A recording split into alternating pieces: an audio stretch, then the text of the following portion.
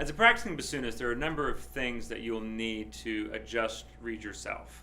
And adjusting reeds is a real important part of being a bassoonist, especially if you're not going to make your own reeds. If you're buying commercial reeds, you're going to want to make some adjustments for most reeds. So here are some tools that you definitely have to have if you're going to adjust your own reeds. A pair of needle nose pliers,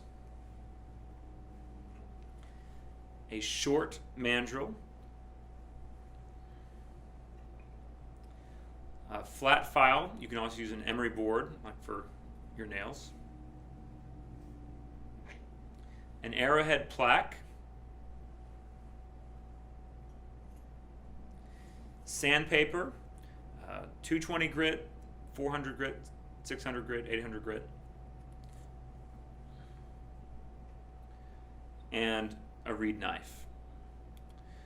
Other things you want include beeswax and a nice place to put your tools.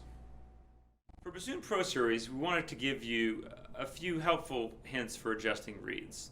Just some basic principles in adjusting reeds. Now, as with all things that require a great amount of skill, this does take practice. So if you're going to practice adjusting reeds and practice scraping, you might want to practice on reeds that you're not going to use anymore.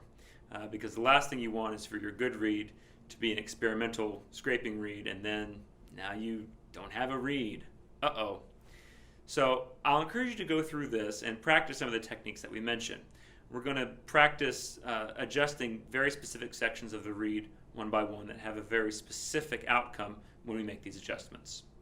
So feel free to go through, take your old reeds, take your new reed tools, and get some practice adjusting reeds.